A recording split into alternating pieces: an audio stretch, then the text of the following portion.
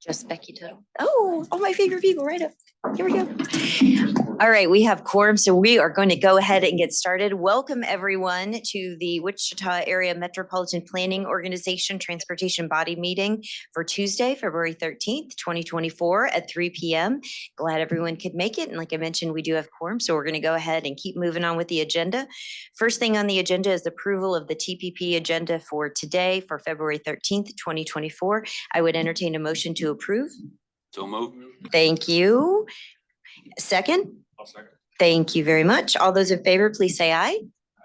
Anyone Aye. opposed to today's agenda? All right, so passes unanimously. Next on the agenda is the approval of the TPP meeting minutes for January 9th of 2024. I would entertain a motion to approve. So moved. Thank you, Russ. Is there a second? I'll second. Second.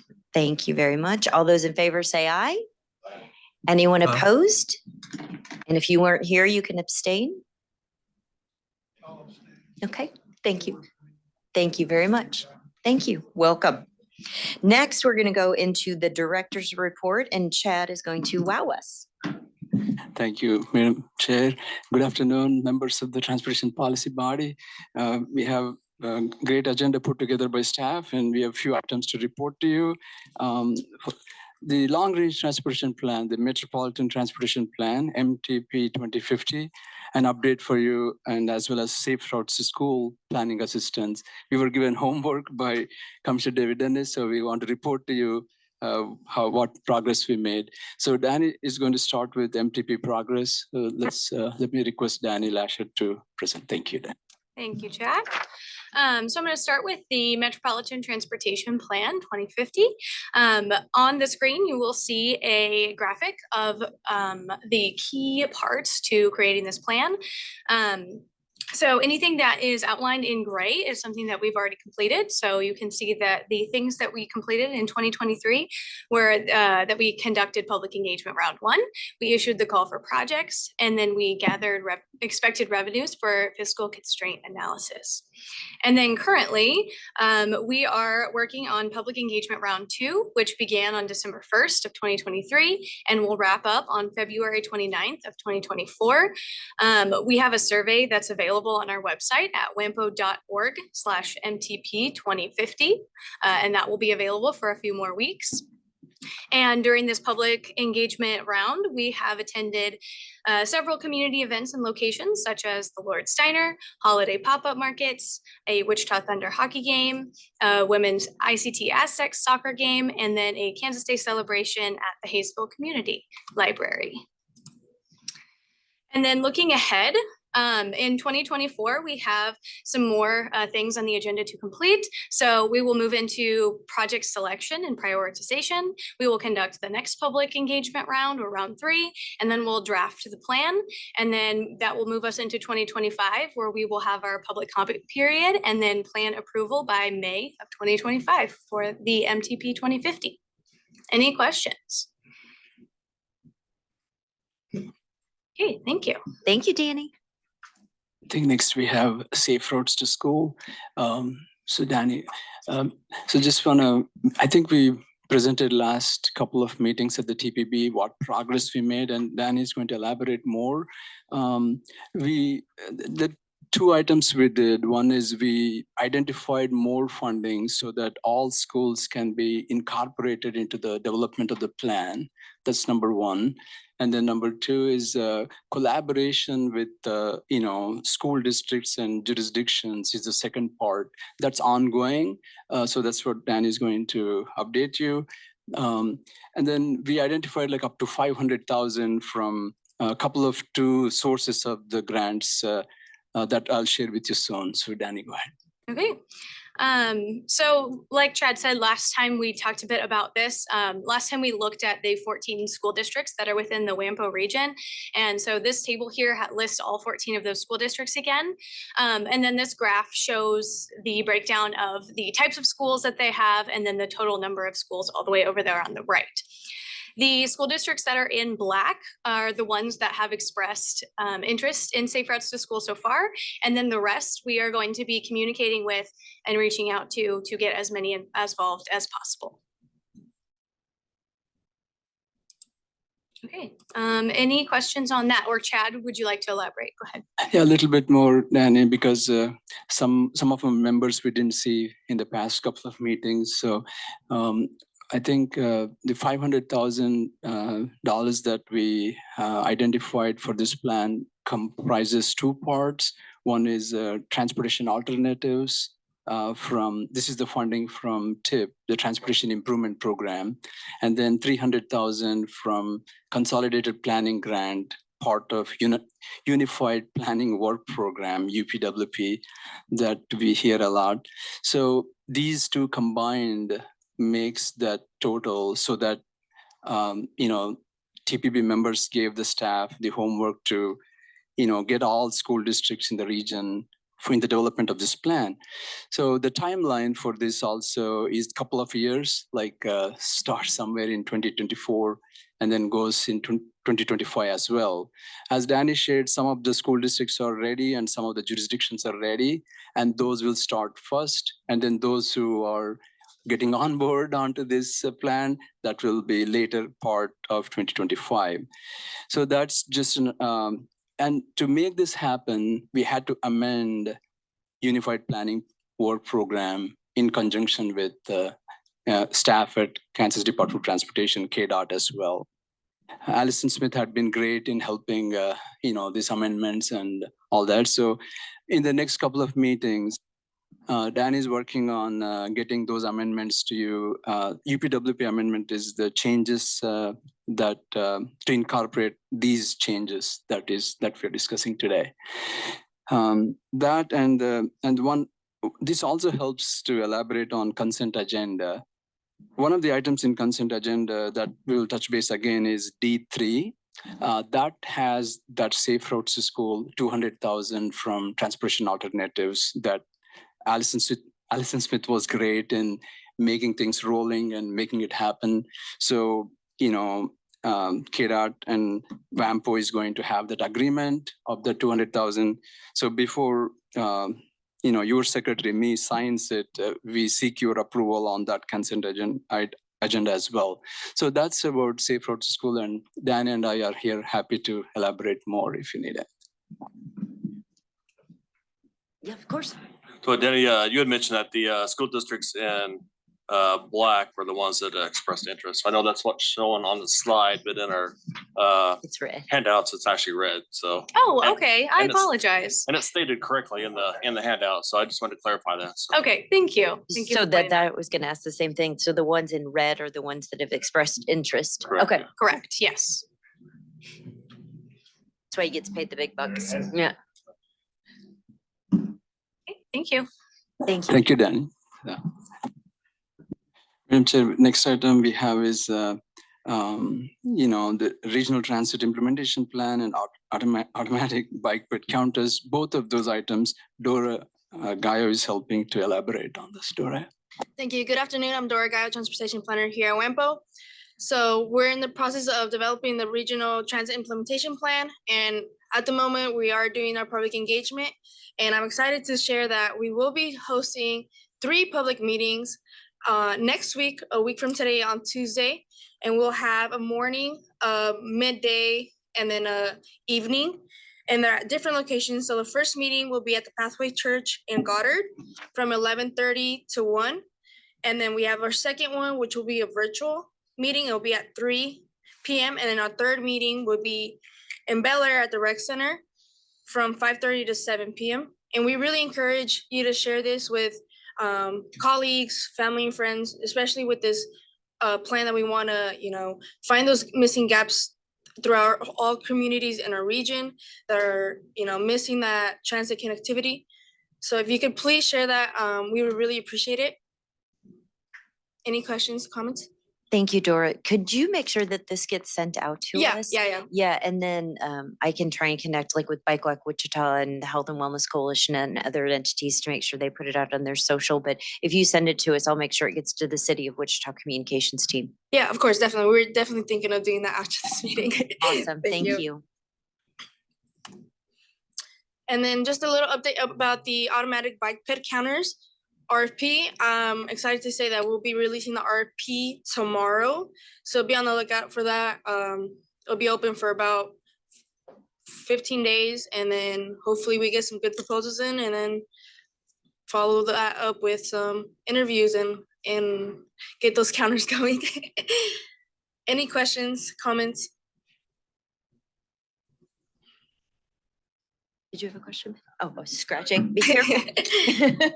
Okay, thank you, Dora. Yeah, Appreciate thank it. you. Think last couple of items in this report is we have a call for projects for tip amendment. That's number 7. That's open between February 12th till February 23.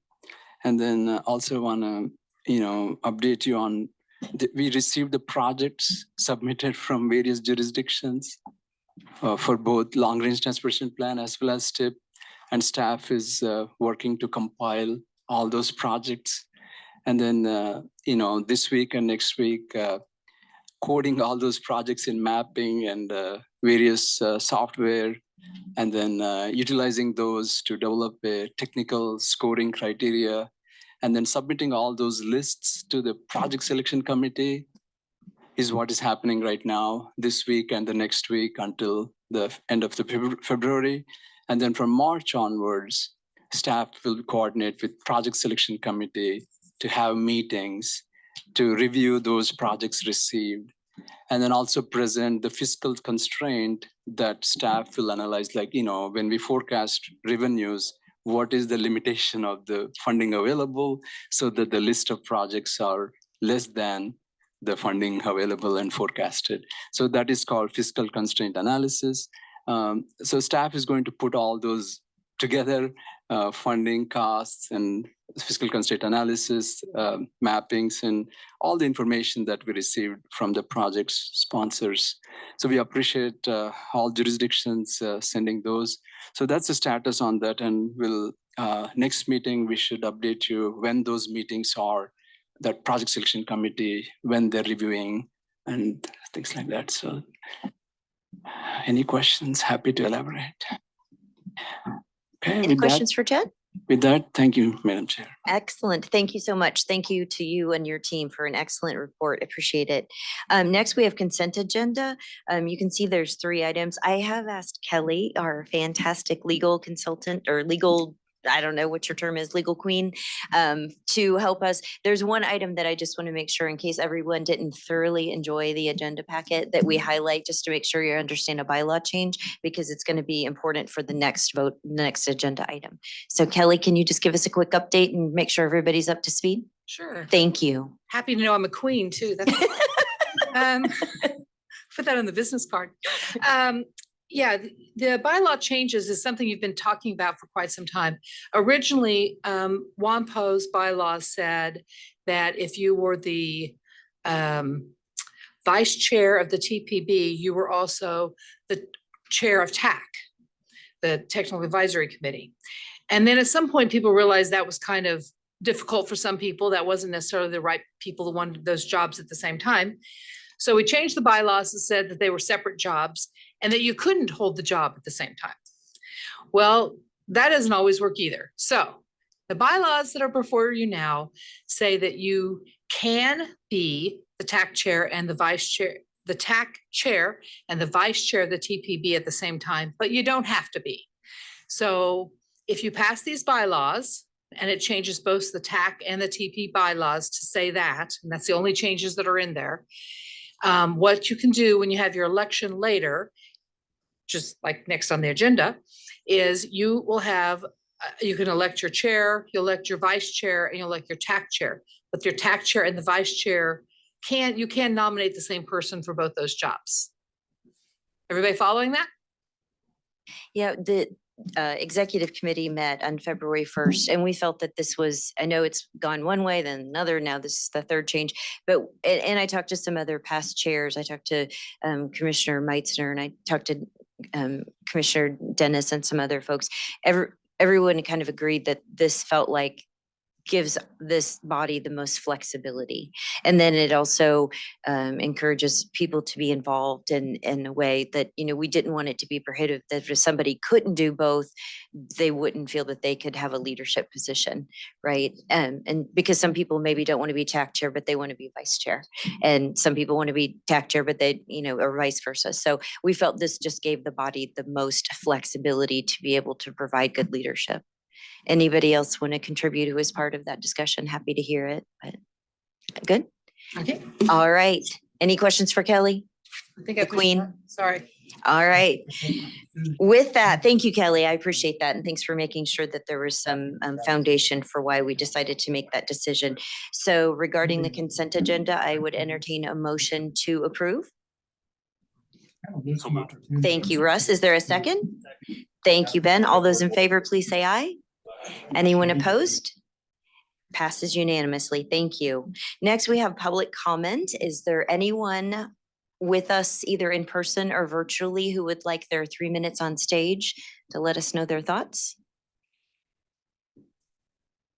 Okay. Seeing none, we will move to the action items of the agenda. The first item that we have, it will be taken as 3 separate votes, as we just mentioned. We are going to be seeking another year term as chair, vice chair, and TAC chair. So I would open up nominations for chair of the Wichita Area Metropolitan Planning Organization Transportation Body. Commissioner Dennis. Thank you, Madam Chair. I appreciate it. And there are a lot of great leaders in this room, but I think there's one that really stands out as a leader for WAMPO. She's served as the vice chair for 2 years. She served as chair for 1 year, and I would certainly like to see her continue. It's part of our succession planning anyway. That is a great idea anytime. So I nominate Councilwoman Becky Tuttle as chair. Thank you. I'll second. Thank you. Any other nominations? With that, we'll call the vote. All those in favor say aye. Aye. Anyone opposed? All right, thank you. I've been worried all day. So thank you so much. And truly, thank you for your trust and for this honor. I truly love this organization. I've had some jokes from some of my colleagues. I may be one of the only candidates who ran for city council election, having WAMPO being one of my platforms. So that's how much I enjoy this organization and want to be part of the continued success. So thank you for your trust, and I promise to work hard for the next year. Thank you. Next, we will entertain motions for the vice chair for the Transportation Policy Board. I would like to nominate Russ Kessler as vice chair. Thank you. Any other nominations? I'd just like to say, Russ, we really were hoping he was going to be vice chair before, but then he couldn't. And so Dan stepped in just for a few months until we could get some of this done. But Russ has been a great resource to me. Anytime I reach out, he's always right there. And it would be really an honor to work with you as vice chair and prepare you for the next leadership within this organization. So all those in favor, please say aye. Anyone opposed? Congratulations, Russ. You are the vice chair. Would you like to make any comments? Thank you. I'll keep it short. So I definitely think you're doing a great job, and I do appreciate the opportunity to be the vice chair. So thank you. Dream team, here we come. All right, finally, we have the TAC chair, and Russ is currently serving as the TAC chair. With the bylaw change that we just voted on, he could do both, but I would entertain any nominations for the TAC chair.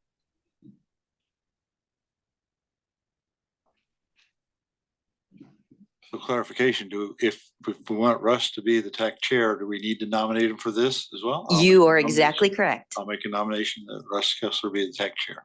Fantastic. Is there a second? Excellent. Thank you very much. Again, you've done a great job as TAC chair. I've heard nothing but outstanding things. Really excited that you'll be able to do dual roles. And I applaud you for being willing to step up to do both roles. I know you're already incredibly busy, so thank you for your willingness to serve. With all that said, all those in favor of Russ also being superhuman and serving as the TAC chair for WAMPO, please say aye. Anyone opposed? Congratulations. Would you like to say any words this time? Sure. Thank you. Thank you for thinking of me as superhuman. Again, thank you for the opportunity. It's great to be a part of both committees and part of WAMPO. And I think it'll be really important to have the continuity that this can provide to bring to TPP. So thank you again for being willing to serve. Appreciate it. You better go out and celebrate tonight. All right, sure will. Great. Thank you to everyone, and thank you for your trust in your leadership team for WAMPO. Next, we have item B, which is federal fiscal year 2023 through federal fiscal year 2026 for Transportation Improvement Program Amendment number 6. Peter. Good afternoon, TPB. My name is Peter Moore. I'm going to tell you about our upcoming amendment that will be here for a vote today. So we have our Transportation Improvement Program Amendment number 6. You can find this in your packet, and also you can find it on wampo.com by looking under what we do and going to the Transportation Improvement Program. Oh, thank you, Nick.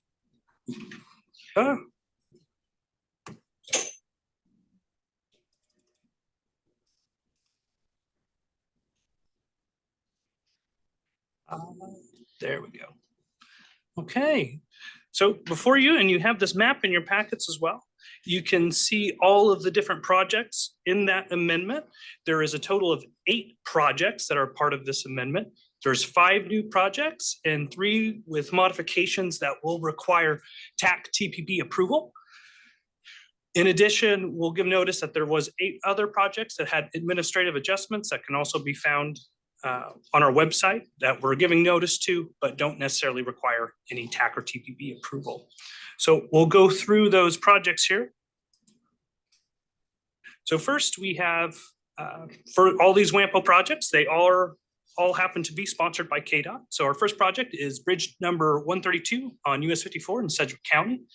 There was an increase in project costs to be paid with state and NHPP funds. They added some utility relocation and some row acquisition phases. We have I-35 or I-135 bridge number 46, located about 4.5 miles north of I-235. There's an increase in project cost. It'll also be paid with state and NHPP funds. We have the K-96 bridge number 279, located at the K-96 45th Street Junction.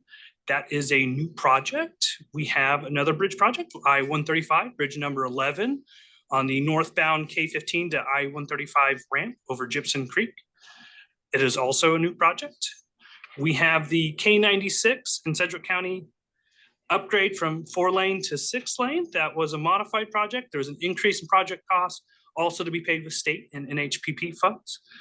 Then we have the Andover project in Andover, the Founders Parkway between Allen Street and Andover Road, and Allen Street from US 54 to Founders Parkway. It's a new project.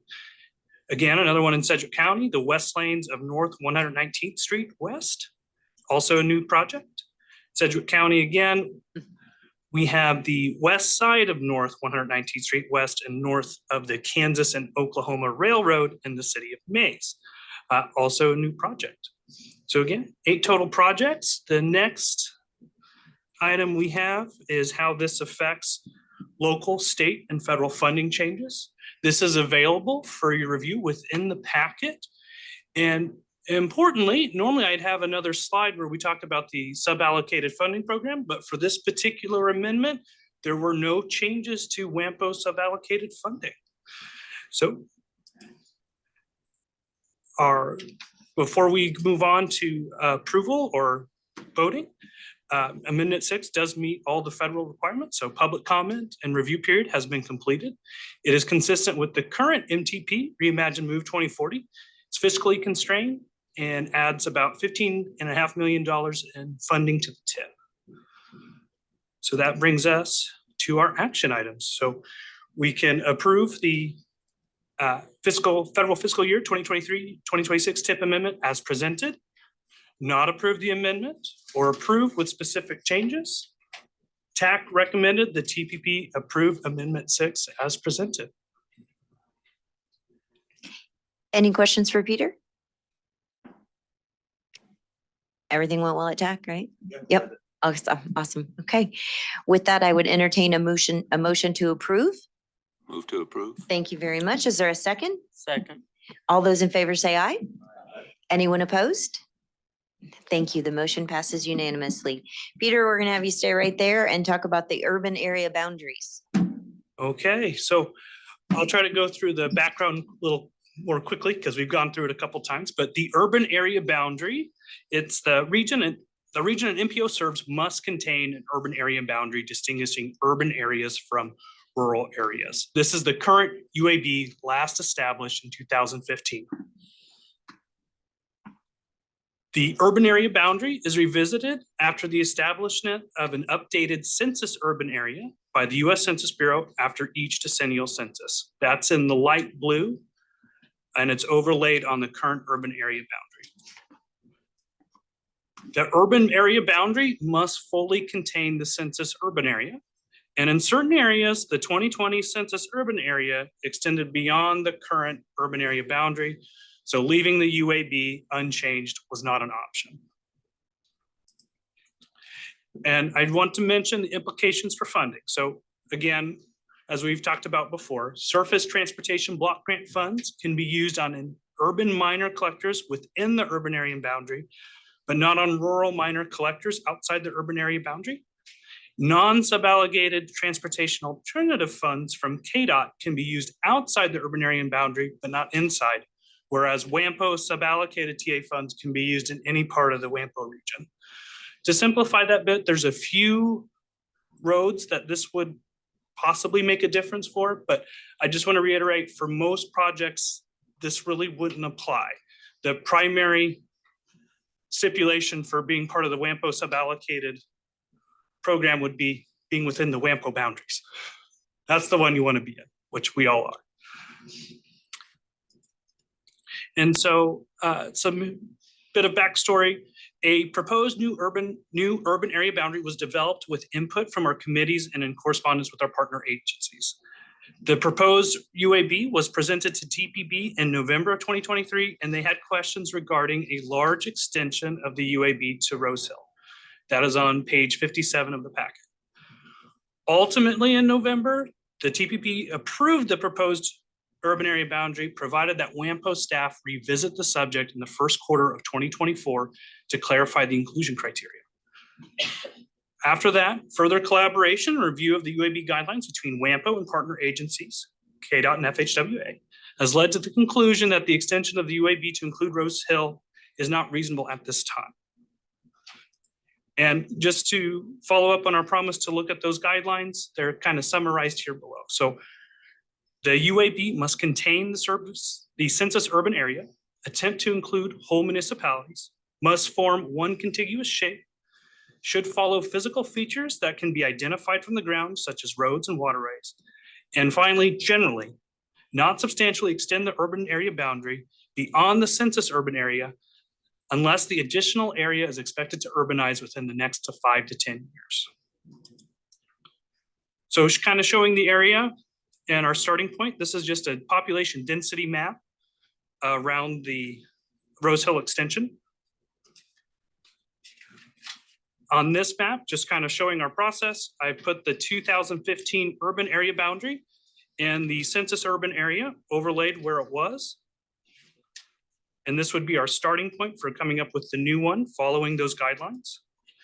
And following those guidelines, such as including whole municipalities, making one contiguous shape, meeting easily visible landmarks out in the field that one could identify by themselves, and generally not expanding unless absolutely necessary, or if we don't intend or think that it's going to urbanize in the next 5 to 10 years.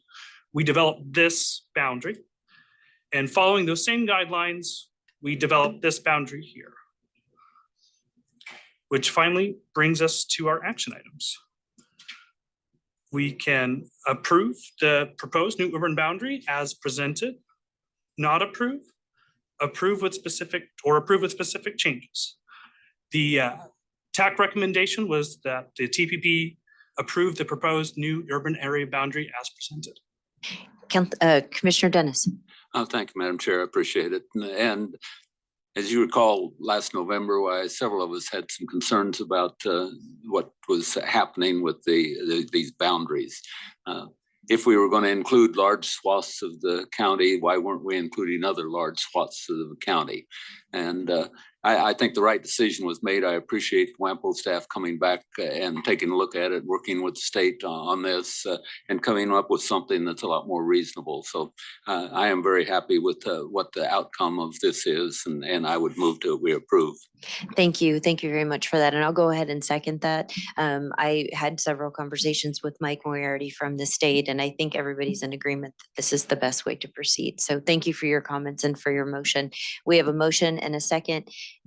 Any more discussion? All those in favor, please say aye. Anyone opposed, nay? Thank you. Thank you very much, Peter. Appreciate it. Very welcome. I think you're staying right there. So we're done with our action items. Now on to discussion and updates. So projects obligated in federal fiscal year 2023.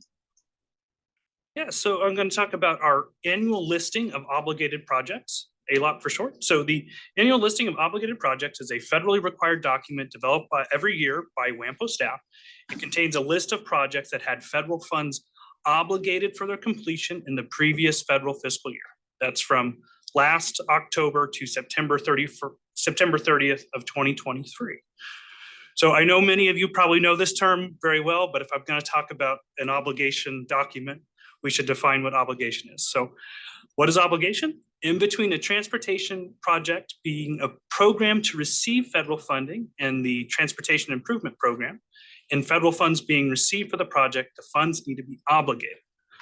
Obligation is an administrative step after which the federal government is officially obligated to provide previously awarded or programming funding for qualifying purposes described in a project scope.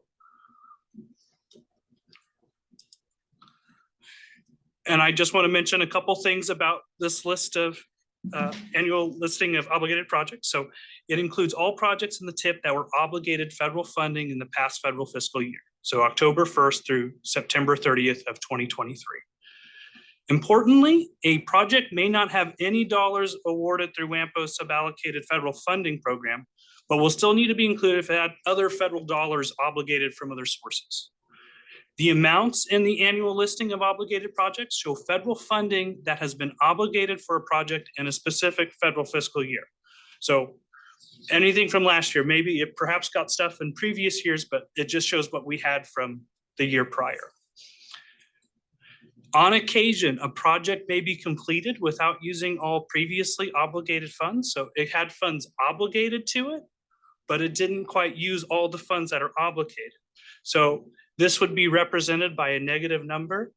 Okay. It wasn't that the funds were taken away. It's that they didn't spend all the funds that they were initially obligated for. Thank you, because I was just asking Chad, why is it negative? So thank you. Yeah. And then I'm going to hand it over to Dylan here, who's going to talk about the projects themselves.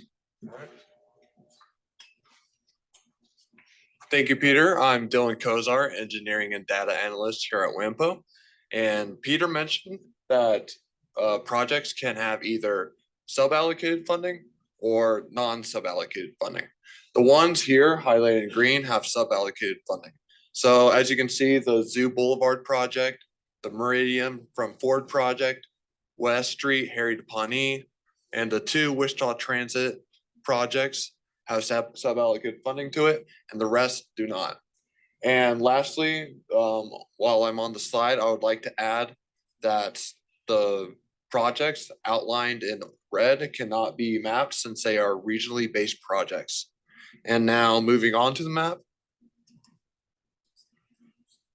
As you can see, there's projects that are spread around the WAMPO area, including one near Cheney, one near Mays, one near Derby, and one, I believe, in Valley Center. So if you would like more, and most projects are in Wichita, as you can see. And if you would like more information on the annual listing of obligated projects, it is on our website. I can pull it up. Here we go. Okay, I can't pull it up, but it is on our website under what we do, Transportation Improvement Program, and it's all the way down on the bottom of that page. So Yeah, I'm sorry, I couldn't pull it up, so. And if you could just go to if you go to the WAMPO, I'm on the WAMPO website all the time. If you go to the WAMPO website and then you go under committees, it'll have this packet and you can just click through and then the link will be there too if you Yeah. forget how to find it. Yeah, of course. Yeah, that too. So let me go back to the PowerPoint. And I'll hand it back over to Peter to show you guys. Oh God. Do you know how to fix that? All right, I'll hand it back over to Danny and then Peter will show you guys a video. So there we go. Let me just fix the screen for everybody. Thank you, Danny.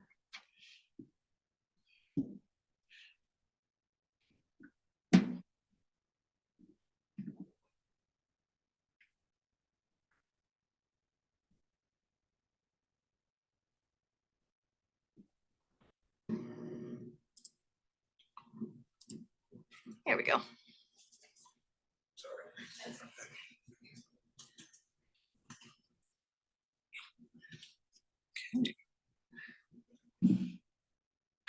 What I have here, as part of our public outreach and MTP development and trying to just engage with the greater WAMPO public at large, we worked with a consultant to develop a series of videos for us. This is the plans and projects videos. And after a little bit of internal discussion, we wanted to follow our ALOT presentation, the annual listing of obligated projects, with this video because it actually talks about several of these projects.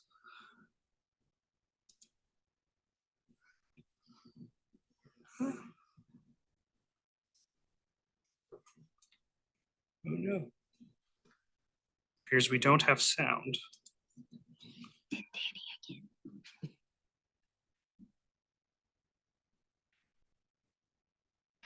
Check my laptop. Oh.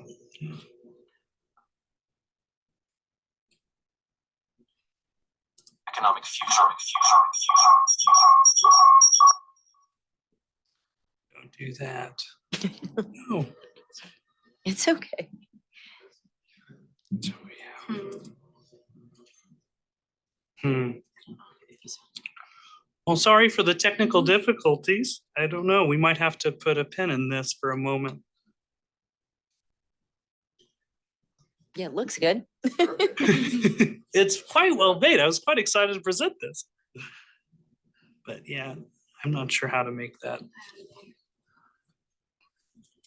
What? This is all just casted on there. Okay. Yeah. Well, I'm sorry, folks. I think we might move on here for the time being. So maybe you can send that link when you also send the regional transportation implementation plan flyer. Maybe you can Absolutely. send it in an email and we all commit to watching it. How about that? Thank you. And I promise I won't waste your time. It's a good watch. Any questions or comments for Peter or Dylan? Oh, are we sending someone in? Let's see. Oh, Oh, gotcha. Okay. Unshare it. Which one are you running it off of the laptop? I thought it was running Danny. It's the laptop. You're running on the laptop? Okay. Okay. Unshare it.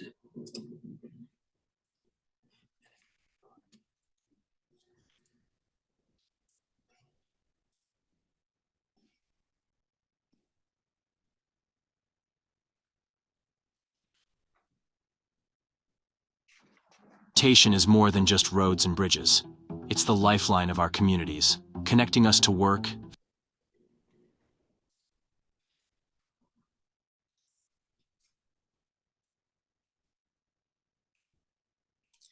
This is off your PowerPoint or on the website. This is on the move. You're not gonna have sound on it running on the laptop. No worries. Okay, thank you. Thank you for checking with that. Well, you know. I suppose we'll move on to our next topic. All right, thank you. And you'll send us the link and we'll try and look at it later, correct? Correct. Okay. So the next one is Safe Streets, right? Yep. So next we have item B. It's MTP 2050 population projections. And we had a really robust discussion on Friday at the city of Wichita when we had our pre-WAMPO meeting. So there might be some more discussion here. This is really interesting information. Yes. So it's a discussion item for today. We aren't voting on these, of course, but understanding the trajectory of a region's population is important in forecasting future demands on the transportation system. So WAMPO has developed population projections to the year 2050 in collaboration with JE Consulting Group and the Wichita State University Center for Economic Development and Business Research. These projections were refined by incorporating individual city growth trends identified from patterns in the decennial census data. And then finally, we reached out to the different jurisdictions of WAMPO and we shaped these projections with their input as well. An important consideration is that by incorporating the input from the different jurisdictions, it did increase the total amount in the region beyond what the initial projections from the Center of Economic Development and Business Research initially projected. However, we thought for our planning purposes, for our MTP 2050 document, it would be good to include this input from the jurisdictions of WAMPO. So I have the population projections on the screen and they are also available in your packet on page 66. Yeah, in case you can't read that. Yeah.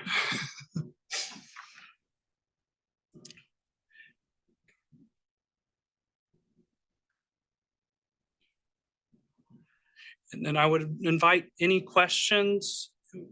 Our tentative plan is to move forward with these projections. If you have any questions or concerns, if we were to bring these back again for consideration for a vote, please let me know.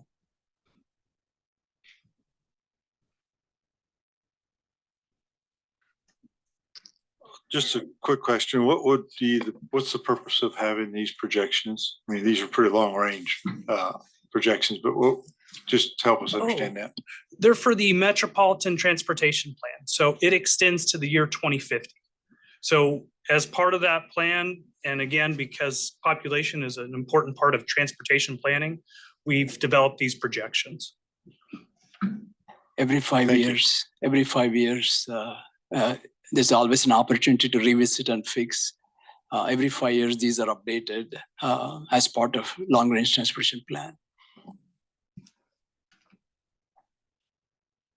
And as we talked about even during our meeting at the city of Wichita, that, you know, things happen within a 5-year, like in Bel Air, something significant could happen that would maybe change this a whole lot, right? Or there could be a new employment center or new opportunities that come, but every 5 years this is updated, correct? Correct. Yeah.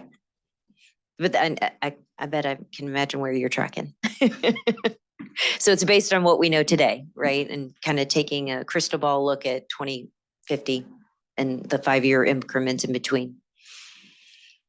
Any other questions or comments? I've got one. Yeah, please. So some of these look like they jump up, at a reasonable percentage. There are a couple of cities that jump up like a lot between 2045 and 2050. Like Goddard, like 4,000. Mays, like 4,000. Andover, about 4,000 or about 3,000. So these jumps, is this from city input or where's the input coming from? Those are from input from those jurisdictions, from either calculations they provided to WAMPO or in particular, a lot of their comprehensive plans that they've developed. I'll speak to Mays just because it's one example. Our numbers to 2030 are based upon where we actually have construction happening. And beyond that, we used a 4% per 4% multipliers, the way we came up with it based upon 2.5 people and where our current growth is. So that's where we came up with our numbers. Which begs an interesting question, and I don't want to belabor this, but I do think it's really interesting. And like I said, we had a very interesting conversation on Friday in our meeting, and our city manager and I had a conversation about this yesterday. So, and I'm getting ready to send you a well-crafted email. I just haven't had a chance to do it yet, asking some of these questions that I think you're asking is, is there going to be a third party independent reviewer to like Jeremy Hill or someone at WSU to be able to kind of verify this? And were there criteria given to each city so that it wasn't done in isolation? Because how, you calculate it versus how Andover or Park City calculates it may be completely different methodology. So were there, specific, or was it just up to each independent jurisdiction to provide their formula of how they came up with their predictions? So I have the initial projections from the Center for Economic Development and Business Research. I incorporated whatever I was received, like calculation or comprehensive plan wise from the jurisdictions. There wasn't necessarily a specific way that it was calculated for each one of them. So if they had calculations or reason to believe their population would extend to that level, I incorporated into the predictions. We did present these back to the Center for Economic Development and Jeremy Hill. And he, of course, did think that the projections were quite optimistic. Individually, what he said is no individual jurisdiction is necessarily wrong about their predictions. You very well could have a single municipality reach these higher projections, but that would come at a cost. Typically, you're kind of competing for the people going in the region. So if one jurisdiction did reach that higher number, there'd probably be another jurisdiction who didn't reach theirs.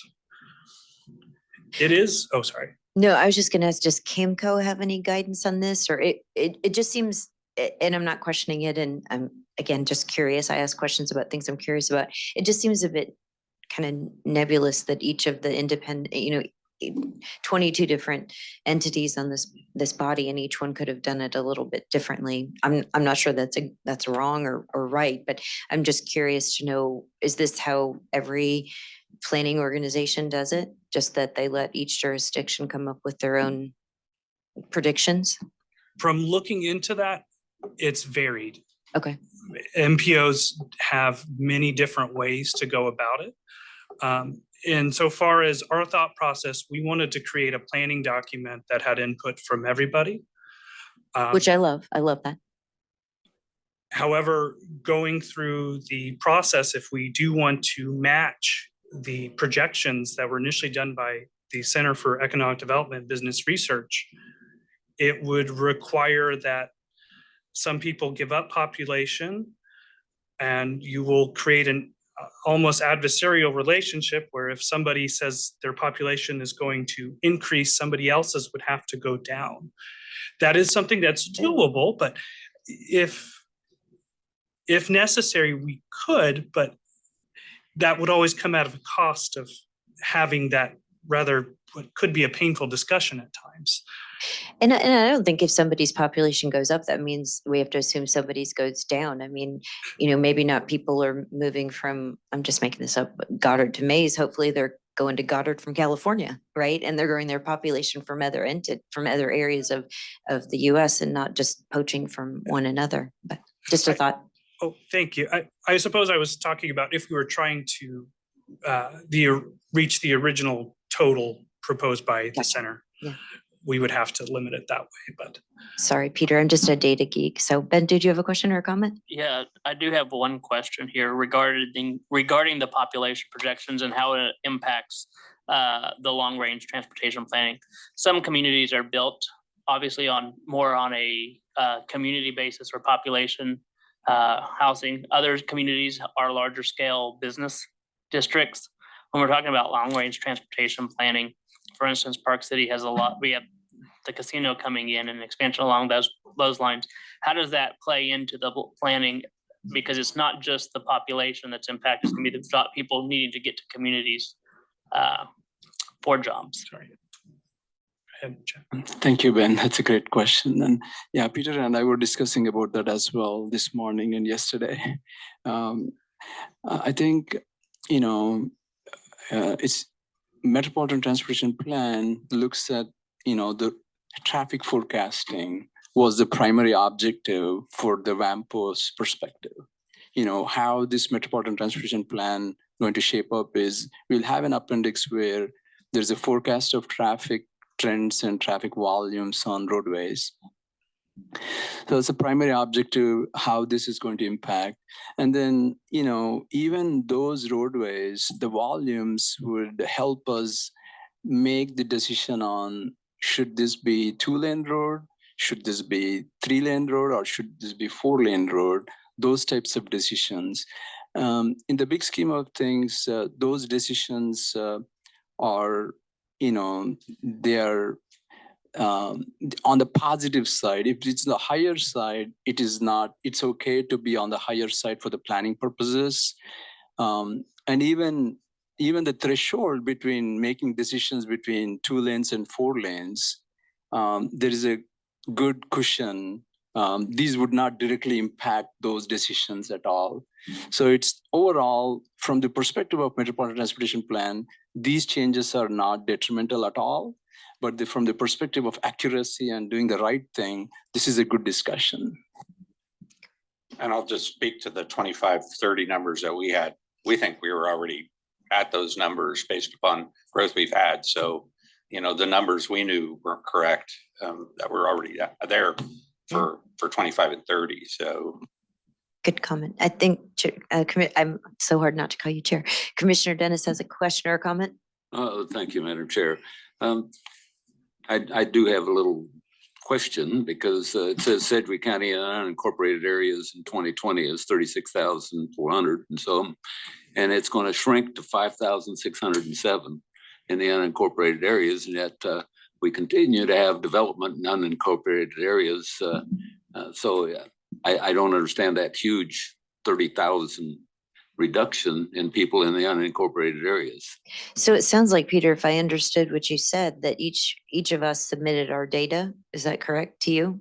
That is correct. So do you know from Sedgwick County who submitted it on your behalf? We have didn't no idea. have, I had data from many of the jurisdictions, but not all of them. I didn't receive directly from Sedgwick County. But for those different trends on the county balances, what we did is we extended the proportion of how many people were living in the county. And over the past 4 decennial censuses, it's gone down. And it helped improve the region total. So we didn't go quite so high on the total amount of people in WAMPO and stray so far from the Center of Economic Development and Business Research's original projections. So we're going to vote on this sometime in the future, it looks like. Today, we're presenting the information. It's just a discussion update. Will this be an action item in the future, Peter? This will be an action item in the future. We wanted to present this as a discussion item today to get some feedback and input and have this kind of discussion. Yeah, and I'm super glad for it. I mean, right? I think this is how we get better as an organization and as a region. I bet we're tracking. So before this comes to a vote, is there anything that the TPB board members would like to see happen so that we can have a little bit more confidence? Commissioner Dennis? Well, I agree that we need confidence in it before we vote. That's what's my concern. And right now, we're going to have more detail on how these numbers came about, because all the time we keep getting more and more developments in the unincorporated areas, and I don't see that the city's growing in and then annexing those areas. So I can't believe we're going to lose 30,000 people in ours. And so I want to make sure that I'm very comfortable not only with Sedgwick County, but also with all of the cities within the WAMPO region to make sure that these numbers are accurate if we're going to use it for development in the MTP. Sure.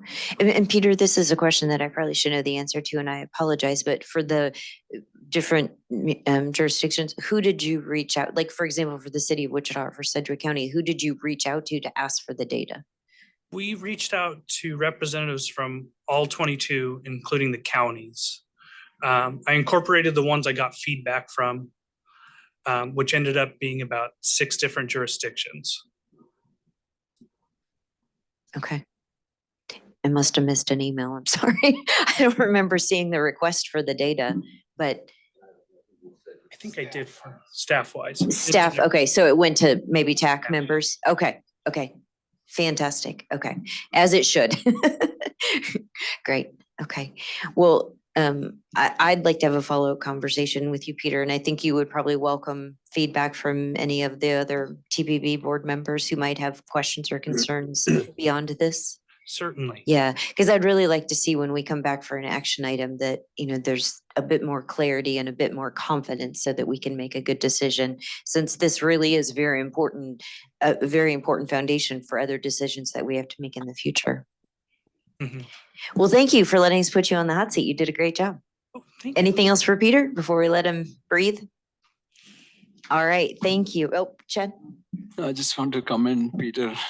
He did such a hard work on putting, putting together everything, and he did really a lot of work went in, and he spent weeks and weeks since holidays, after holidays and after New Year, diving into this data. And then finally, Danny helped a lot in getting some input from various jurisdictions on, you know, we want a consensus. It's difficult. So building that consensus, on one hand, the technical expertise in one hand, and then on the other hand, planning requires consensus on the other hand. So blending these two was an art, and I commend Peter and Danny and staff for doing that, and all of you who has given input as well. Thank you, Commissioner. Oh, yeah, please don't take questions as anything like implying judgment. It's just curiosity and, you know, wanting to make sure that we're all working together. So great job to staff as always. And I think discussion's a good thing. Yes, I'm very glad I got some good feedback today. Awesome. Thank you. Next agenda item is Safe Streets Approach, Safer Speeds with Haley from KDOT. Oh, of course. I am here. Can everybody hear me okay? Welcome, Haley. Thank you. All right, I will get started. I've got a lot of things to cover in this presentation in a little bit of time, so I will do my best. So thank you all again for having me here. If you all recall, we are in the series of the Safe System Approach. We've already previously talked about safer road users, safer vehicles, post-crash care, and now we're on safer speeds. And then once we wrap this one up, the last one that remains will be safer roads. So if you want to go ahead and go to the next slide. Is everything can hear? okay? Okay. Everybody hearing okay? Okay, it looks like. Oh, there we go. I want to make sure everybody is good. Sounds like we've got some. Can hear you now. We can hear you now, Haley. Okay. I was gonna say, it sounds like everybody else, half everybody can hear me. So, okay. Do I need to start over? All that I did was recapping what we had for our safer speeds, safe system approach presentation. So we didn't miss much. Yeah, go ahead and just start from the beginning. Okay. So, as you guys recall, this is the Safe System Approach series that we're doing.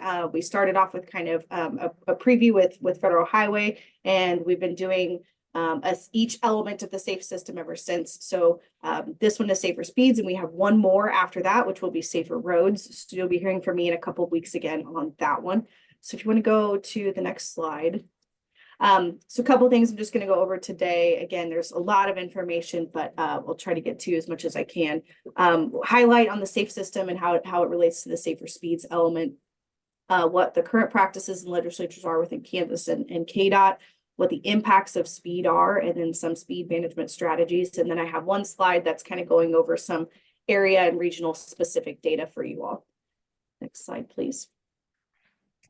So this wheel on the right, I'm sure we all have seen it many times by now. And so the colored tiles in the middle are the safe system elements. And then we have the principles around the outside listed.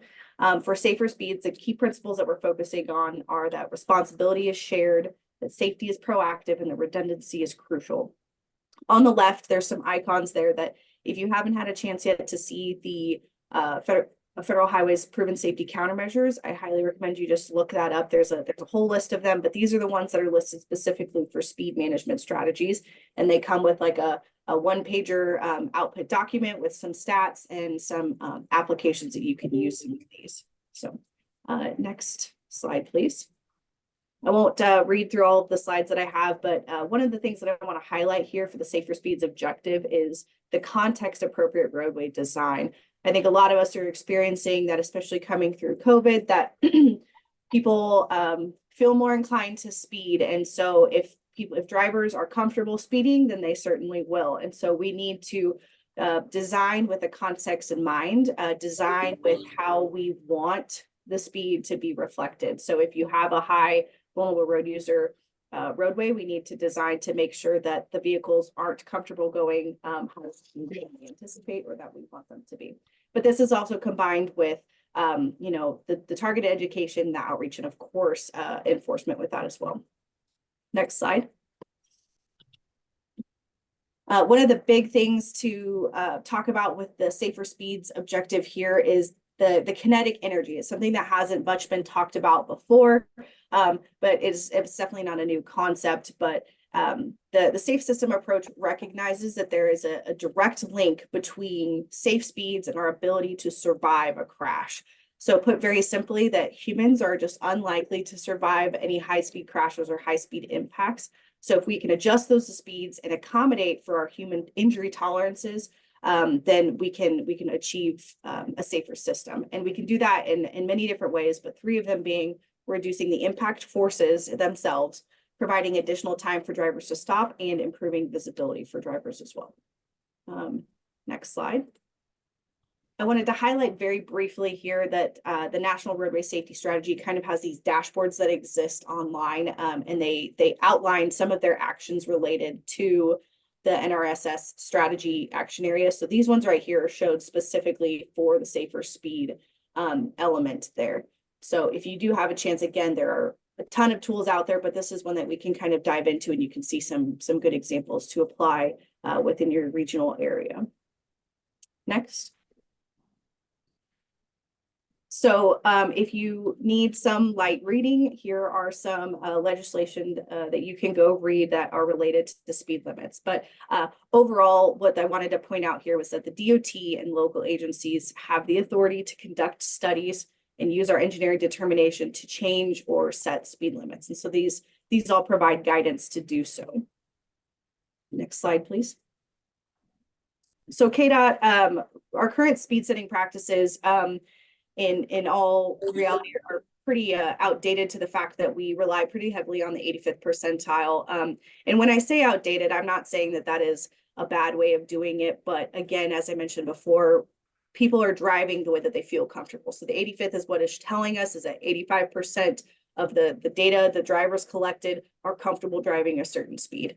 And so if we allow them to, if it is a straight way, if that's how their comfort is, then that's how they're going to drive. So we can't just simply put up a lower speed limit to say you need to drive slower here, because we know that people are either not seeing the signs or are okay with not abiding by the signs, would rather get a ticket, pay the ticket, that sort of thing. So that's where this context appropriate speed limits come in. And I think a lot of that too is considering not only the road users within the space, but what is the access along that area? If we've got arterials with a bunch of businesses and stuff, and we set a speed limit at one point in time, and now we've added a bunch of accesses, is that really still an appropriate speed? And what do we do to slow drivers down if nothing is changing their comfort? So all types of things to consider.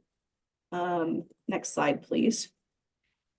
Again, this is just another quote that goes back to the idea of the kinetic energy, so that the safer speeds objective it's critically important to the road users who are more susceptible to the severe injury. So the next couple of slides is going to go over really what the probability of surviving a crash, especially as a vulnerable road user, looks like.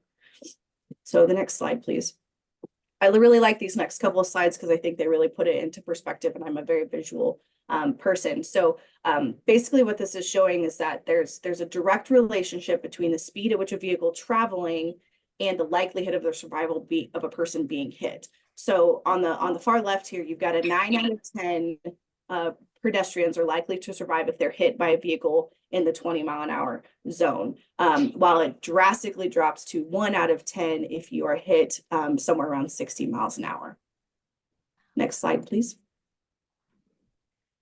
And as we saw on that previous slide, we know that the human body is vulnerable and unlikely to survive in an uncushioned impact at speed any more than 20 miles an hour. So even at relatively low speeds, pedestrians and bicyclists can die or be seriously injured unless the vehicle or the roadway environment take into account that vulnerability of the road user. So on this graph here that you're seeing, the further left that the curve is, the lower the speed at which death can occur. What I think is very interesting about this one is the far right curve is a vehicle on vehicle head-on crash. And if you kind of follow the line there across the fatality risk to the impact speed, you're essentially more likely to die. Your risk is higher at any speeds higher than 50 miles an hour in a head-on collision. So I think that's very interesting, especially if you consider how many, 2-lane highways that we have that have higher speeds than 50, or where within your region do you have drivers that are driving faster than 50? And of course, as we saw in the previous slide, that 9 out of 10 pedestrians will likely die if they're hit anywhere around 60. So 50 to 60 is not too far off. Next slide, please. I really like this one because I think it puts into perspective that the field of vision is really affected by your driving as well. And we all know that driving abilities change as we age and that sort of thing too. But in normal, typical driving conditions, the driver's field of view is about 20 to 30 degrees from in front of them. And so this field of vision might be directly correlated to how fast you're traveling. So the slower you are, the more you can take in at a time. They say that drivers are typically, your visual search is having, hundreds and thousands of points of information, but you are only able to process about 16 of those at a time. So we really need to consider that when you have drivers going through a downtown area, an urbanized or a shared road user location. I apologize. I have a sick kid here. She was doing pretty good to be out here for a while. So I apologize for any interruptions. But anyways, the point of this here is obviously the faster you go, the less you are able to ingest visually and make decisions appropriately. Next slide, please. So with that, we recently completed our vulnerable road user safety assessment in November of last year. So this was the federal requirement for all states. But basically what came out of this so far is that we see the roadways with the highest risk to vulnerable road users are local roadways with posted speeds around 30 to 35 miles an hour. So those are our urban arterials, basically. So these are where we're seeing the highest risk areas for the vulnerable road users. So something to consider with your CSAB and your SS4A plans and all that kind of stuff is these high risk locations, and to include recommendations like traffic calming measures, speed management, speed feedback signs possibly, and maybe even some automated speed enforcement. Next slide, please. So this example here is showing the safe system treatment and how it can reduce kinetic energy and that impact speed of a crash to help minimize injuries. So on the left, I don't know if there's animations with this slide or not. I can't remember, but on the left, there is the typical intersection where the design is really not limiting the driver's speed. They can, as long as nothing crosses their path, they are just going to keep going and they're going to drive how they feel comfortable. Where on the right, you have something that if you drive through it will cause you some issues. So you have to, as you approach, you need to slow down. You have to redirect to continue onto the path that you're doing. And so these are the types of designs that we would call, self-enforcing designs, to where even if there isn't a posted speed limit there, you can kind of control the speed that people are going. Excuse me. Sorry about that. I think you can click to the next slides here. I'm not sure if there's some animations or not. There you go. Okay. Just gonna join here. Sorry about that. Okay. That's my daughter Harper. Joys of working from home, right?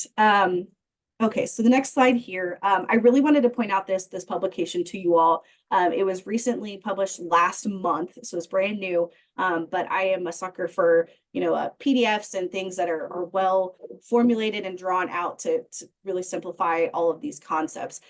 So basically what this safe system hierarchy is, it's a tool that characterizes the engineering and the infrastructure-based countermeasures and the strategies as they relate to the alignment with the safe system approach. So it's broken down into 4 different tiers. Tiers 1 through 3 include solutions that remove the potential roadway conflicts and separate the VRUs from the traveling vehicles with the goal of reducing that kinetic energy that we've been talking about. Whereas tier 4 is talking about countermeasures and strategies that provide critical information to the road user so that they can take an appropriate action. So 1 through 3 is that physical intervention, and 4 is to help with the drivers themselves. So go to the next slide.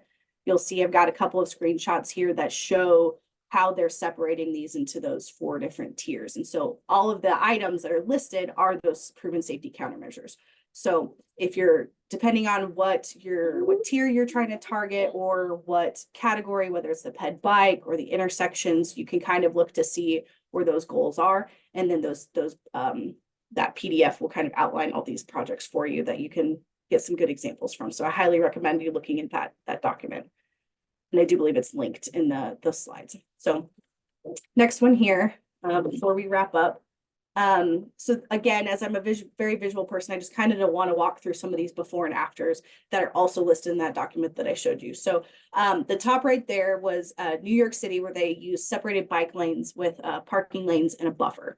And they used pavement markings, signage, vertical elements like trees, that sort of thing, and intersection treatments. And they achieved a 75% reduction in their serious injuries for their bike users on this route. The one on the left was in Golden, Colorado, and they did self-enforcing designs, including they replaced some signals with roundabouts. They narrowed the road using center medians and restricting the left turns into the business access to protect their VRUs. And in total on this project, they saw a 36% reduction of total crashes per month and a 97% reduction in their injury crashes per month. And then the bottom right here, which I think is the simplest one, but still very effective. This was in Massachusetts, where they installed raised crosswalks with color contrast in the middle there. And they saw a 4 mile an hour reduction in their 85th percentile speed in areas where they showed this. So it was reduced from 28 to 24 miles an hour for their 85th percentile. So couple of ideas. A lot of these are combined approaches, but some things can be more simple than others that you can implement. So next to last slide here.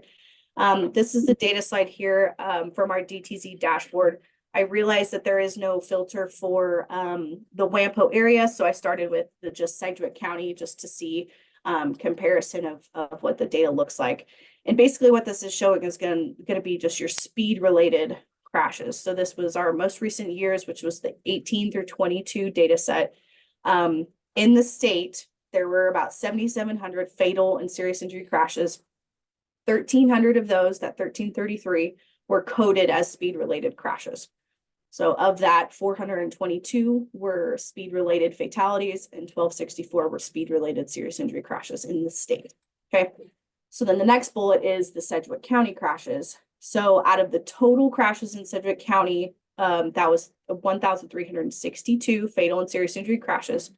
248 of those were speeding related. So that 248 is about 18% of the county's crashes were fatal and serious injury crashes were speeding related, which is about in line with the statewide fatal and serious injury crashes related to speed. Excuse me 1 second, please. But what is important to note is that 24% of the Sedgwick County fatalities were speed related. So we said that 18% of the fatal and serious injury crashes were speed related, but 24% of the fatalities themselves were speed related, which is higher than the statewide trend. And then I will also note that 19% of the state's speed related fatalities resulted out of Sedgwick County. So If you haven't had the chance to look at this dashboard, I do recommend you go just play around with it. This is just fatal and serious injury crashes, and of course, it's all the ones that are located. But it's very nice to go in and see what patterns you might identify there. So again, I know I went a little over time here. My last slide here is just a plug for some of the things that we have that you can participate in. If you want to go to the next slide. We are in the process right now of updating our Drive to Zero plan, which was previously our state highway strategic highway safety plan. And within that, there will be strategy teams. So of all these safe system elements that we're presenting to you, there will be a strategy team for each one. They are open to everybody. If you would like to participate, you can certainly reach out to me or somebody on our team to join any one of those teams. And then you can also become a friend of the DTZ Coalition, which allows you to listen in to those Drive to Zero Coalition meetings and hear what's going on within KDOT and with our partners. So I appreciate your time today and your patience with me. The last slide is just my contact information. So I'm happy to answer any questions, or you can just email me there. So thank you, everybody. Thank you, Haley. It looks like we do have a few questions. Yes. My only question was, can we get a copy of this presentation? Because there's a lot of that speed data would be great to be able to present to the. Yeah, I was going to ask that. So we're tracking today. And then I was also going to ask Haley, if you can remind us, you said we can look at the dashboard. Where can you remind us where the dashboard is? Absolutely. I can certainly, what I can do right now is I'll send a link to Chad and he can share that with you all. But if you go to the KDOT web page, and if you go through, there's a slide there. Okay, if you go to the fourth slide, it'll link you to the transportation safety page, which gives you a direct link to our Drive to Zero dashboard, as well as our safety corridor dashboards. So as you know, on the northern side of you guys, you have the I-135 crash safety corridor that also has its own dashboard. So those are all in the same place. You should be able to find them. Okay, thank you. And yes, I would have thought speed was a lot more, would have been a lot higher than 18 or 24% of crashes. So that's really interesting. So I'll look forward to digging into it more. And I love me a roundabout.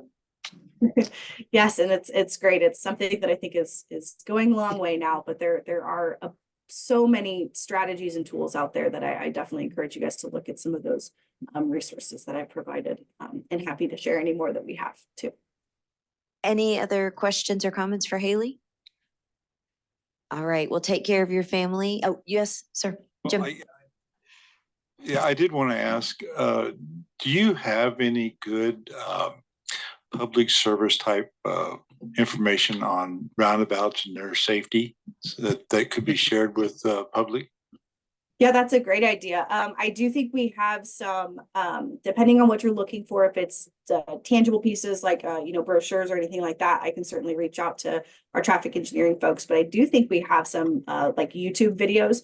And there are a lot that not only that KDOT has, but also Federal Highway. They use a resource on YouTube and stuff like that to just talk through what are the benefits of them, especially if you go to talking about static resources, those proven safety countermeasures. There's one on there that it's like a one-page document that says in certain scenarios you see crash reduction. So there's two different ways that I was going to answer this here is depending on if you're looking for the benefits. Federal Highway would be a great way. If you're looking for like education materials, I think you could go either way. Federal Highway, I know, has lots of YouTube videos, but then KDOT also has some resources that we could share if that's what you're looking for. And I'd be happy to provide those to you. You could always just reach out to me. Thank you. Chad said that he's going to make sure that he gets all the information sent out to us. Yes, Madam Chair, I'll have Haley's presentation as well as those YouTubes. I'll work with staff sending those emails to the members of this. Thank you. Thank you. Just as a side note, one of the most robust discussions we've ever had at my district advisory board meeting was over a roundabout. And one of my district advisory board members was so angry, he actually had tears in his eyes. Yeah. So, I mean, this is it's a passionate issue for some. It absolutely is. And I won't take up too much of your guys' time, but I think the important thing about that is there's always going to be pros and cons of those situations where I think some people have a hard time wrapping their mind around why we would install something so big and so, dramatic and that sort of thing. But if you if you kind of spin it with not only the fact that you're going to see your severe crashes dramatically decrease, it also is a huge time saver. I mean, with a regular signal, you don't have to sit there and wait for all the phases to go through. And I think a big part of that is the education piece of how, once you learn how to use a roundabout, I think people really start being like, oh, this really isn't that bad. And that's something that KDOT is really working on too, is that education piece for any new type of intersection or any new piece of infrastructure, to just tell people why we're putting it in and how to use it. Seems very simple, but that I think is some really key pieces. So. All right, well, and then another I'd comment? just make a comment. Yeah, I've been please. involved with 2 different communities where we did roundabouts, and they were not popular, but I look at how they operate and function currently, and though they weren't popular to begin with, they function very well. They're some of the best intersections that we have in the communities I've worked in. So I often say the only people who like change are babies with wet diapers, and putting it roundabout is just change, but people just kind of get into it, and then it's just the new norm, right? But it does save time. You don't have to sit at a stoplight, right? You just have to slow down. So. There's some trade-offs for sure. And I am out in Western Kansas, so I may experience some of the more stubborn Kansans out here than you guys might. But I think it's fair to say that, there's some resistance to change. I will also put another plug in there for the engineering conference this April. I will also be presenting on some self-enforcing designs to achieve those safer speeds. So hopefully I can provide that information to you all as well after that. That'll be in April. So. All right. Thank you, Haley. Great job. Thank you. And thanks to everyone for the robust discussion. Really appreciate it. Next on the agenda is the Coordinated Transit District number 9. We have Jennifer and we have Renee with us. Thanks for hanging in here till the very end. Thank you. I think Renee, this is Jennifer. I think Renee has a few slides first. Okay.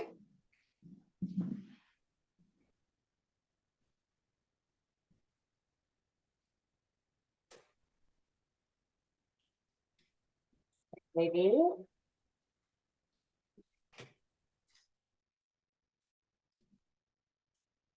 Renee, we can't hear you, Renee. I don't know if Renee's trying to talk. I can't. Renee, we can't hear you.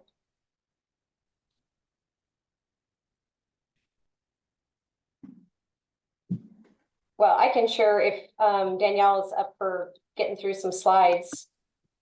Can you hear me now? Yes, there she is. Oh, okay. Yeah, we can hear you, Jen. Okay, great. All right. Well, good afternoon, and thank you for letting us talk about the Coordinated Transit Districts. I'm just going to go over a little bit of the history and the background to start off with, and then Jennifer is going to talk about CTD 9 and specifically. So next slide. So CTDs, or Coordinated Transit Districts, started in 1992 through the Kansas Coordinated Transit District Law. So they've been around for quite a while, and they were created to provide an administrative structure for facilitating coordination and collaboration with our transit providers.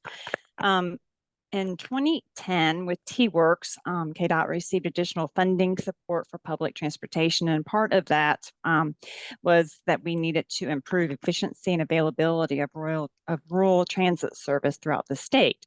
And so we needed to look at some of the common services that kind of connected our different transit agencies to be able to move forward with that. In 2014, we completed the KDOT Regional Transit Business Model Implementation, which was our framework for utilizing the T-Works funding for public transportation, with the goals of improving access to some level of transit service, to improve efficiency and cost effectiveness, to reduce gaps and redundancies in service. Next slide. So prior to that time, we had 15 coordinated transit districts. Through this business model implementation, we reduced that to 10 coordinated transit districts, and the districts were based on travel patterns. You can see there, South Central CTD 9 is there in the bottom. Those numbers there, that the little dots, that's the number of transit agencies that we have in each of those areas. So you can see that some areas have more transit than others. Next slide. So following out of that regional business model, KDOT and the consultants that we had working on that, they went and they visited with all of the CTDs and transit agencies to kind of come up with some strategies that kind of applied across the board or were consistent among all of the CTDs. And they were regional routes, coordinated scheduling, mobility management, regional governance structure, and branding elements. So CTD 9 now has a mobility manager. Regional routes, we have a couple of those that were implemented in other parts of the state. And also part of the business model in that effort was they looked at each CTD, particularly to prioritize some of the needs that they heard from their stakeholders. And in CTD 9, at the time, excuse me, the priorities were to address policy barriers and crossing jurisdictional barriers, to address fare structure for shared trips, to increase awareness of transit service, and to enhance the perception of transit service. So that's kind of the history of the CTDs. And now I'm going to turn it over to Jennifer to talk a little bit more specific on CTD 9. Thanks, Renee. Thanks, Renee. Danielle, I think you're in charge of the slideshow. I'm going to go to the next one first, if you don't mind. I should have swapped. There we go. So our CTD, and Renee had shown that map. We're in the green area. So we have counties surrounding Wichita. So our CTD is made up of what we call Section 5310 and 53 programs. And so I have some pictures from some of our groups that are a part of it. So 5310 funding programs, they are specifically for elderly and disabled transportation, which assists private nonprofit groups and some public entities meeting their transportation needs. So essentially the population served for those 5310s are elderly and disabled. So a couple examples that I've listed there that are in our CTD are Arrowhead West, Capper Foundation, Envision, you guys might be familiar with that, and Starkey, there in Wichita. And then the other side is our 5311 funded programs, which are rural area formula grants that provide us with capital planning and operation assistance to support our public transportation, specifically in areas with population less than 50,000.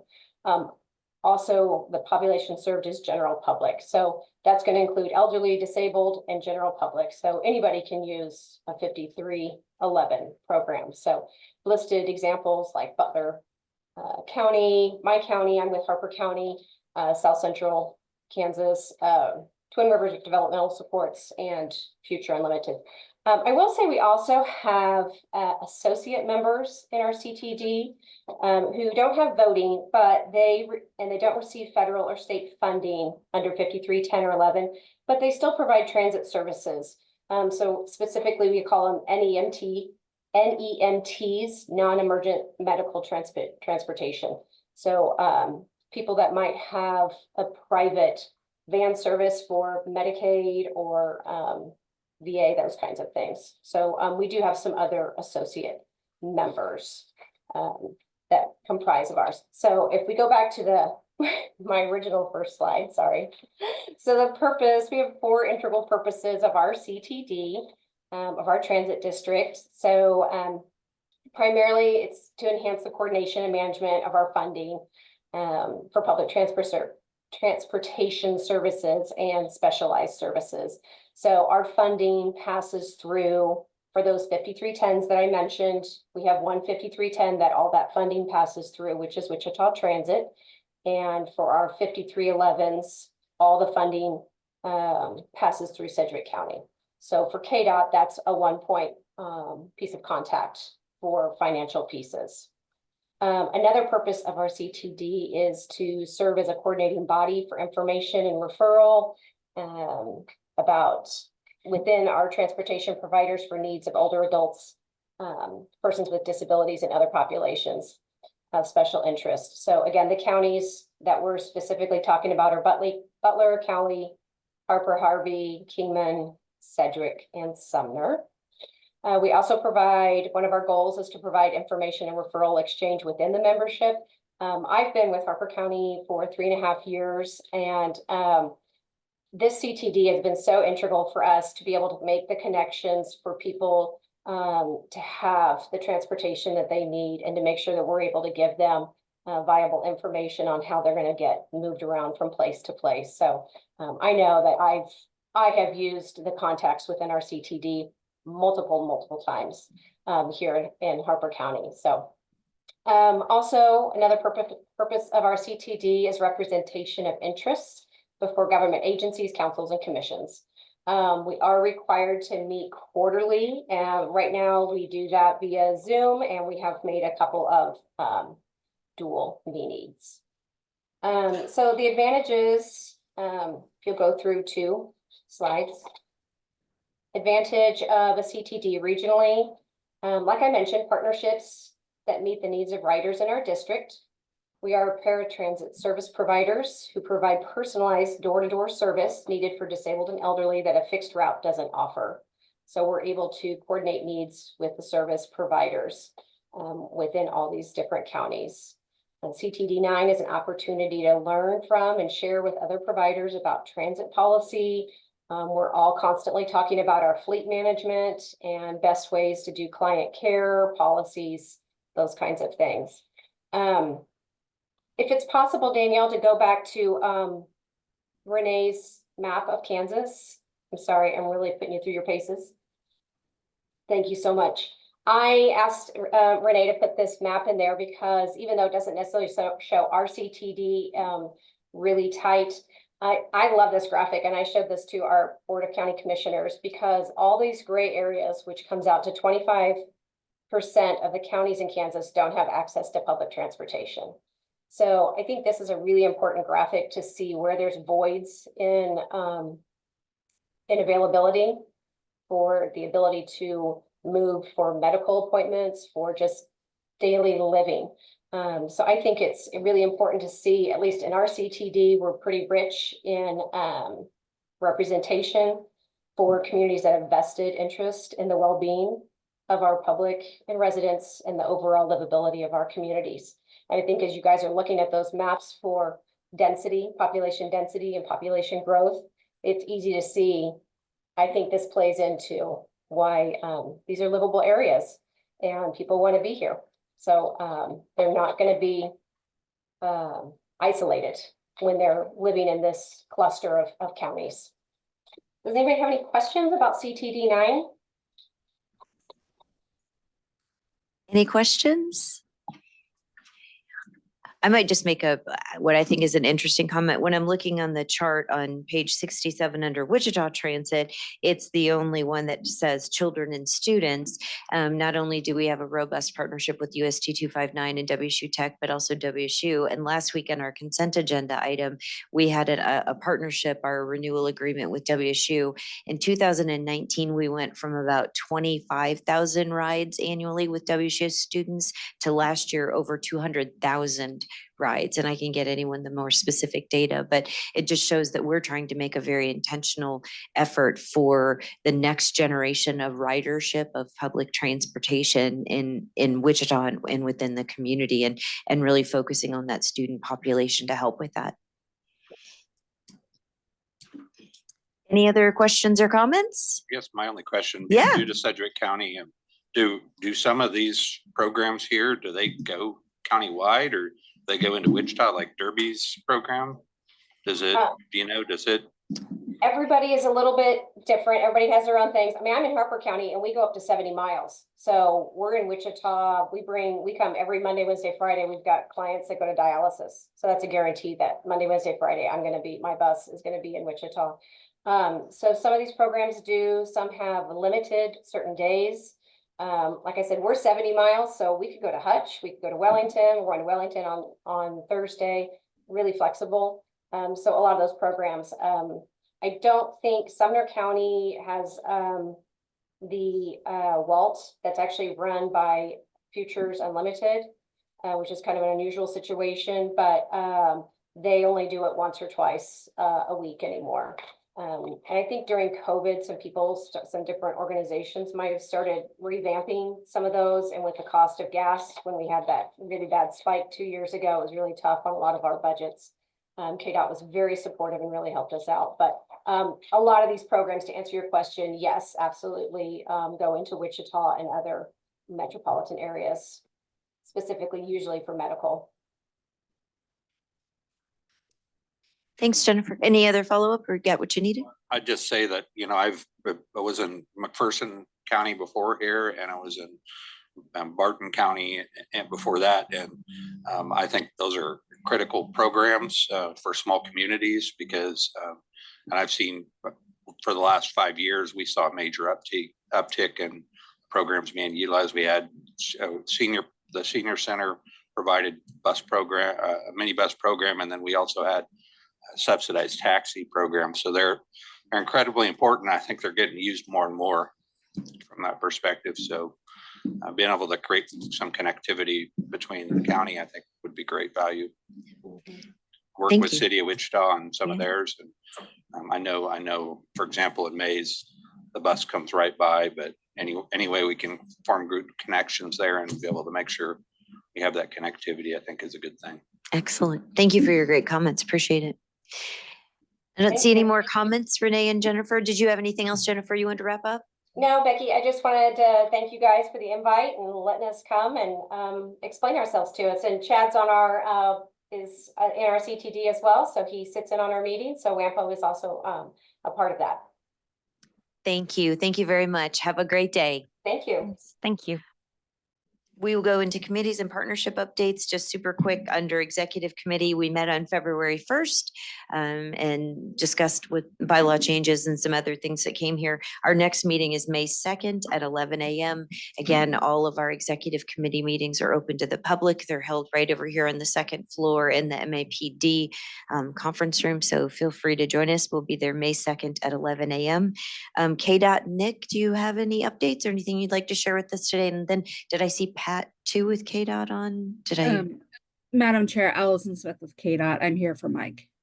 Oh, okay. Thank you. So do you, whoever wants to go first, if you have a report, Pat, to share on Mike's behalf, and then Nick, is that okay? Okay. Thank you, Pat. I just had one reminder, and I'm sorry if you guys talked about it in the beginning. I was in an appointment, but KDOT just initiated our TA call for projects, which means for the non-urbanized area, we did just talk about that, so it was very timely with the UAB discussion. The non-urbanized areas of the Wichita region are eligible to apply, like Colwich, Goddard, that sort of thing. So that information is on our website, and they just posted slides from webinars from last week, as well as copies of or links to the webinars if you want to rewatch it. But if you check out our website, it'll give you all kinds of deadlines and everything. So just wanted to make sure that information got out there. Thank you. Any questions? All right, Nick, you're next. Thank you, Madam Chair. I just have one small thing I was going to let everybody know. It looks like we're going to have some continuing work on the Gold project, and we're going to have some ramp closures this weekend. Looks like southbound 135 to eastbound K96, subject to change as we get closer to it, but I'm sure we'll have more information going out later on in the week. Okay, thank you. Rick, Federal Highway.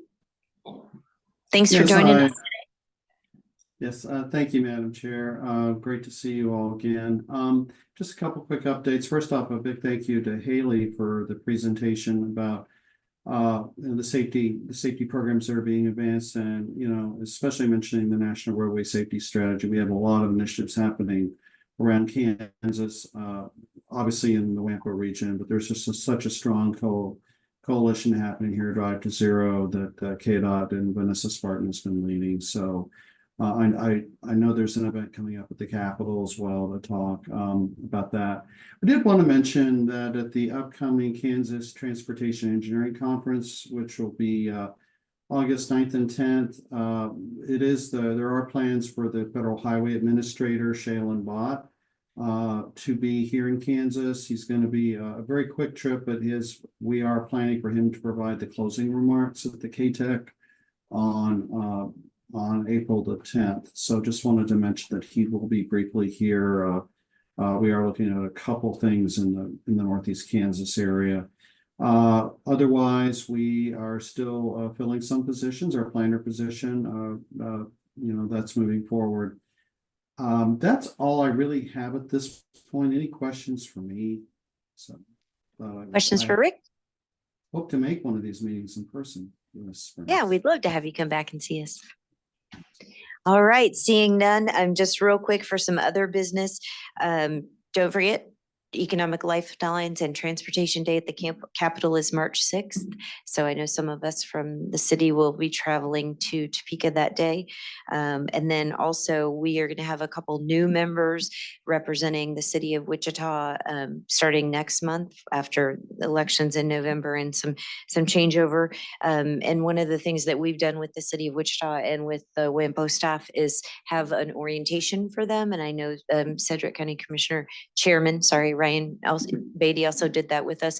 So if anybody is interested, I think Ben might try and join us. If anybody's new or has anybody new representing this body from your organization, just let me know, send me a quick email and we'll make sure that they also get invited to the orientation. And if you are new or newer, please never forget that one of the very last pages is the awesome WAMPO acronym glossary that I sleep with under my pillow. So with that said, I would entertain a motion to adjourn. So moved. So anyone second? All those in favor say aye. Anyone opposed, say bye. See you next month. Have a great day.